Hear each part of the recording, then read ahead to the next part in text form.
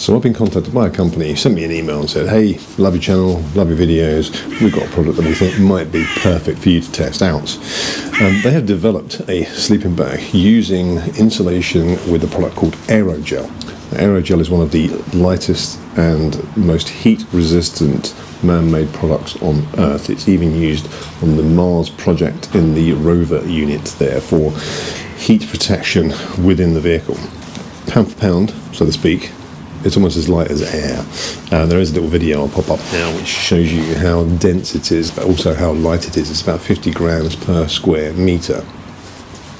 Now this is supposed to protect you down to minus 40 degrees. And when they said we are the first company ever to introduce a sleeping bag that uses this product, I thought to myself, that looks absolutely awesome. Something that's incredibly light, can protect you down to minus 40 degrees, and isn't down, so it won't be affected by wet or condensation or anything else.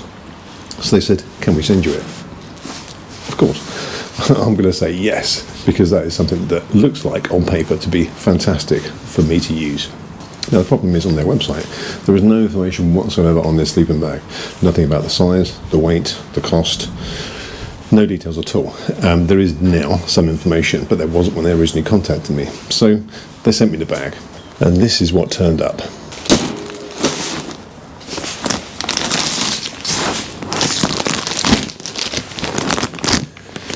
Now this bag, when it arrived in its box, I was quite gobsmacked. You can see the size of it here. I haven't compressed it, but even if I try to compress it, it is about half the size of my 60-litre rucksack. If I can get it in there, it will take up probably 2/3 of the space within the rucksack, rendering the rucksack completely useless. I weighed it. It weighs 1.8 kilos. Now my Vango Vulcan minus 12, which is a minus 32 max bag, weighs 1.1 kilos and packs down to, I would say, 1/3, maybe nearly 1/4 of the size of this pack. Now the weird thing is, for something so huge, it's absolutely tiny. So this is me now inside the bag. My feet are crammed to the bottom, so I'm as far down as I can possibly go. And the hood, my head is on top of it at the moment, and the reason behind that is this.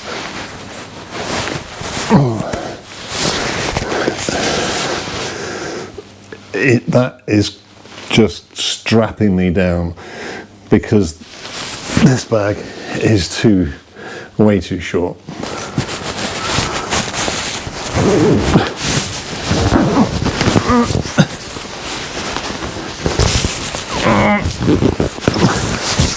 Right. That's the other issue. I weigh 14.5 stone, and yes, I'm quite tall, but this thing, without even being zipped up fully, my God, I can't move inside it. It's like being in some kind of BDSM movie. You are strapped into this, and there is no room for movement. I cannot get my arms, my shoulders are pressed in tight on the sides.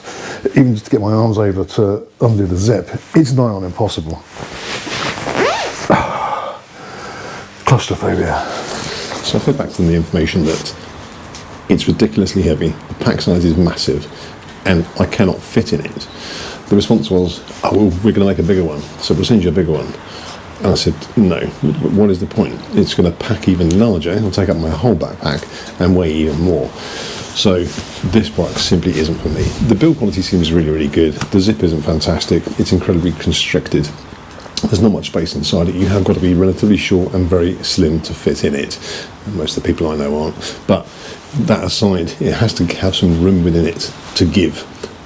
It needs to be smaller in pack size. I did suggest to them that why don't you use down as a filling within it alongside the aerogel, because they use a DuPont fibre, and DuPont fibre is supposed to be great for heat and great for resistance to wet and being able to wash more and more times than you would do with a down bag, and that was their response. That's the reason why they won't do it. But if they use down, then surely if this aerogel is so light and heat insulated, they wouldn't have to use much down at all.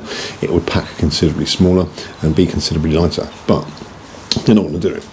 So I did say, well, how much is it? Because it may be that it's 30 quid and therefore a great winter bag for somebody.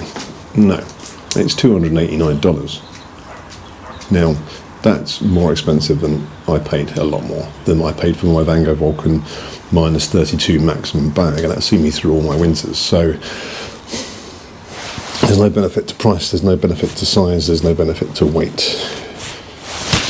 It's not for me. This is probably the worst product that I have reviewed for backpacking. Maybe for car camping, something where you don't have to worry about weight. I did say to them that I'm going to donate this to my local homeless shelter, because this would be a perfect bag for someone who is, if they're small enough to fit inside it, it would be a great bag for them to be able to use out in the cold on the streets, you know, wherever they may be sleeping, because it's got a very, very water resistant 10,000mm hydrostatic head outer.